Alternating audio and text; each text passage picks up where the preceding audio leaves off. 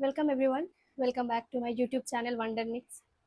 তোমরা ভাবছো যে এই ভিডিওটা আমি এখান থেকে এইভাবে কেন স্টার্ট করছি। বেশ কিছুদিন ধরে আসলে ঘুরতে যাওয়া বা বেরোনো সম্ভব হয়ে উঠছে না আমার জন্য, যে কারণে কোনো ট্রাভেলিং ব্লগ বলো বা র্যান্ডম কোনো ব্লগ যেখানে আমি ঘুরতে যাচ্ছি বা বেড়াচ্ছি এরকম কিছু হয়ে উঠছে না।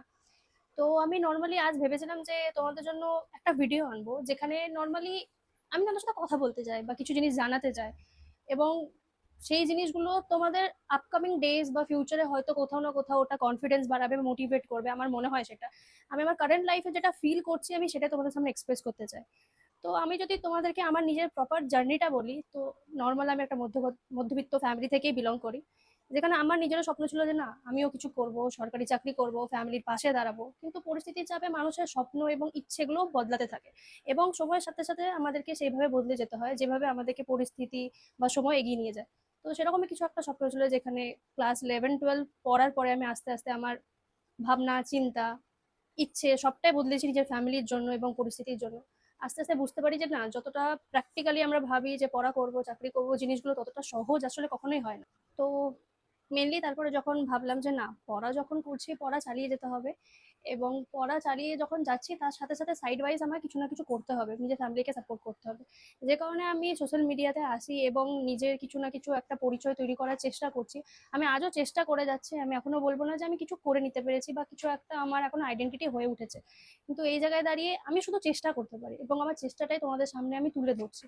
আমি নর্মালি জানি হয়তো যে তোমাদেরও অনেক কিছু এরকম পরিস্থিতি আছে যেখানে তোমরা মন কিছু বলছে, মাথা অন্য কিছু বলছে, এবং ফ্যামিলির চাপে পড়ে সেই জিনিসটা তোমরা হয়তো কন্টিনিউ করতে পারছো না এবং তোমাদেরকে সেটাই করতে হচ্ছে যেটা তোমাদেরকে পরিস্থিতি বাধ্য করে তুলছে।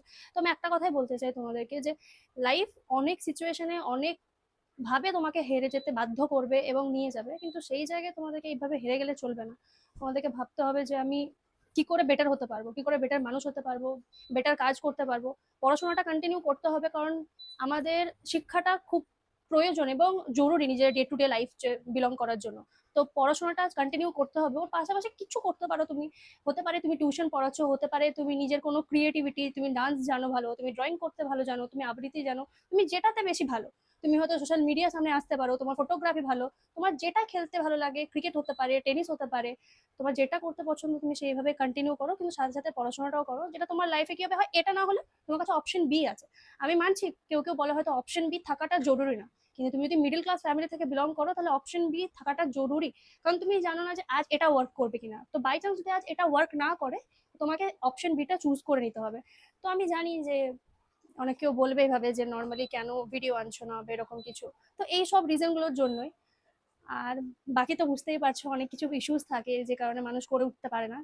কিন্তু আমার লাস্ট এটাই কথা যে পার্সিউ করো, অসুবিধা নেই কিছু জিনিস পার্সিউ করতে, নিজের ইচ্ছেকে পূরণ করার জন্য তুমি তো এক্সট্রা কিছু করতে চাইছো। সোসাইটি খারাপ বলবে, পাশের বাড়ির লোক খারাপ বলবে, কিন্তু তুমি তোমার মোটিভেশন হারালে চলবে না, তোমার ইচ্ছে তোমার স্বপ্ন তোমাকে চালিয়ে যেতেই হবে। লোক যে যায় বলুক, একটা সময় পর তুমি যখন কিছু হয়ে যাবে না তখন সে জিজ্ঞেস করবে না সেই দিন যে তুমি কিভাবে হয়েছিল, সে তোমার সেই দিন সাকসেসটুকুই দেখবে, এবং সাকসেস দেখার পরে বলবে যে ও তো খুব ইজিলি পেয়ে গেছে, যেটা আমরা শুনে থাকি সো কল সোসাইটি যেটা বলে থাকে যে ও তো খুব ইজিলি পেয়ে গেছে, ও তো রাতারাতি এরকম হয়ে গেছে। কিন্তু তুমি জানো যে তোমার পিছনে এই স্ট্রাগল গুলো, এই ইয়ার্স গুলো যেগুলো তুমি কাটিয়েছো সেগুলো কত তোমার জন্য ডিফিকাল্ট ছিল, তুমি কিভাবে কাটিয়েছো।